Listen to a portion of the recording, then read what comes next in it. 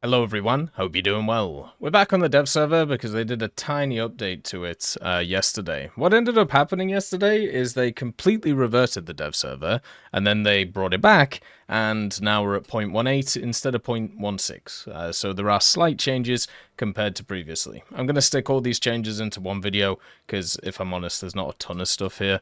So until we do like some big deep digging into it, there's not really much of a point. The first one is the TADUE1. It was leaked by Chabby that this vehicle will be a pre-order, so my guess is that'll come out tomorrow, which we'll talk about. It comes with a decal and also a title, so watch out for that tomorrow, and obviously get your wallet ready if you want an 11.3 vehicle. Just understand, on the dev server this one isn't finished. This is a TADUD basically. There's no difference between it and the other one. It's at 11.3, but it's basically the same. The only difference is it gets the 3BM46 instead of just the standard 3BM42. And it has the terrible reverse, no thermals, nothing like that. So yeah, it's not finished. So once again, it isn't doing the South Park Canadian thing anymore. So it is actually working, but it just looks like it's a copy of the TADU. So, or TADUD, I should say. So just don't worry about it for now. I'll fully cover it when it's fully finished. The USA, the XM800T has not changed, so this is the same, though I'll just let you know.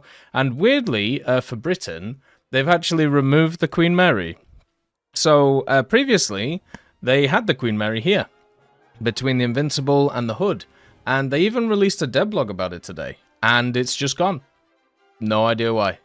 Just such weird timing. They removed it from the dev server, and also they put out a devlog about it. I'm guessing there was a problem with it, or something like that. The Bison hasn't really changed. It's still got the Copier 21, still has the same armaments, so we'll have to see if this is a pre-order or not.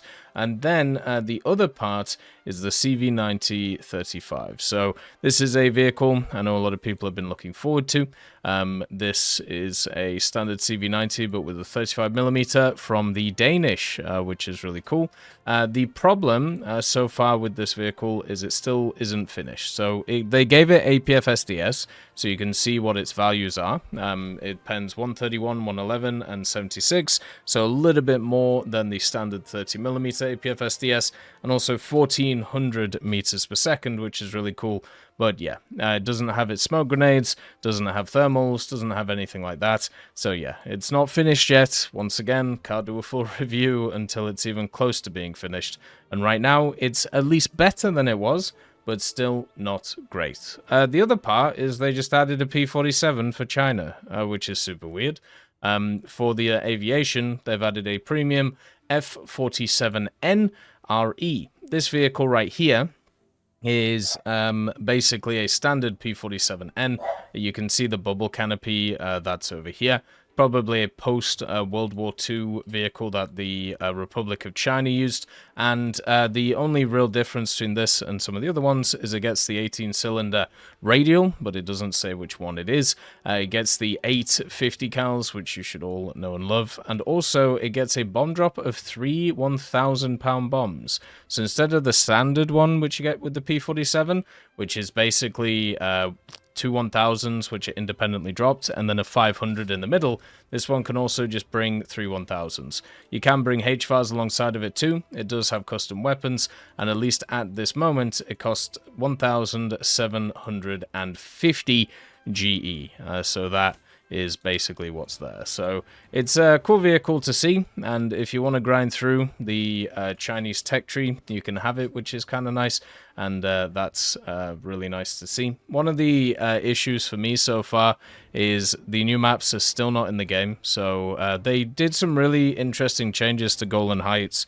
The one which is the airborne one, so the high tier one, they've added some like layered stuff to it, but once again, I just can't show you it yet, and it's not available. Maybe I'll try and cheat it in tomorrow, and we'll see how it goes. Depends on how I'm feeling about it, because usually when you cheat stuff in, it doesn't actually properly go around, so yeah. The good old, the Namer still is fat and still doesn't have any armor, so it's in the same place as it was previously, but I did find something out about the Leopard 2A7 HU. So I was wondering how this vehicle is lighter than the German Leopard 2A7, since it should be heavier, right? And it is. You can see here, the Leopard 2A7V is 66.5 tons with its mine protection, and the Hungarian one is 67.5. So it should be slightly heavier and therefore slightly slower. The other part, though, is if you install the mine protection, it actually decreases its weight instead of increases it. So, yeah, that's fun.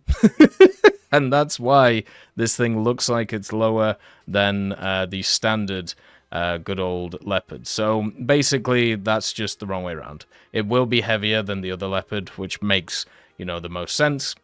Therefore, it will be a little bit less mobile around the place, just to keep you in check. The next thing is the PG Z09, and it's a head ammunition. Looks like they might be trying to fine-tune this ammunition to make it a little bit more worthwhile.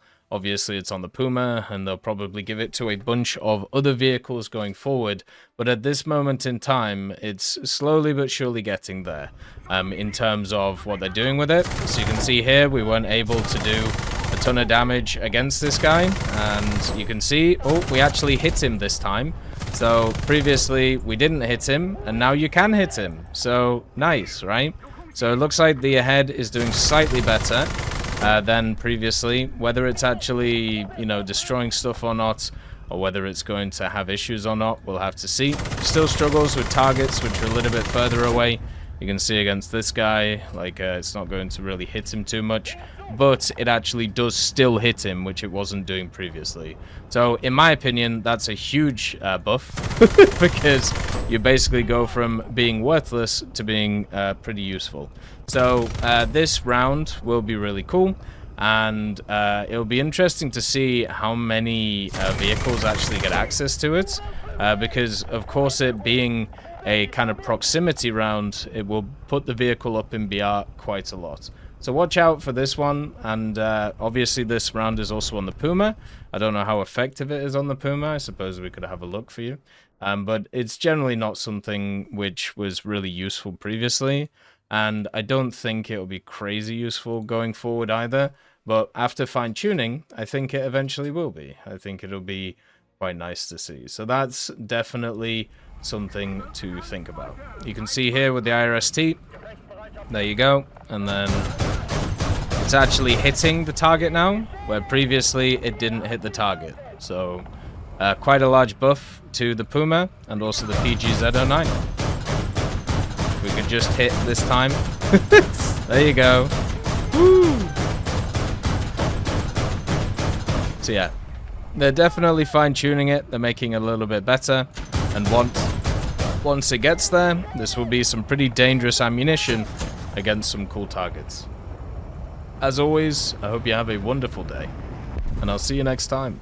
I'd just like to thank GMG Smiley, CD Beans, Chieftain Mike, EMN3 Galaxy, Tulio Pontecorvo, Brendan Quinn, Carrion Crow, Gus Irenicus, Pyman, Wartinder, Teddy, Daniel Stanton, Martinez, B. Young, Ozzy Panzer, Alan Hacker, Liam Shear, Opium Prime, Lafouche, Sem, Aslan, Uncle Bean, and Derek R.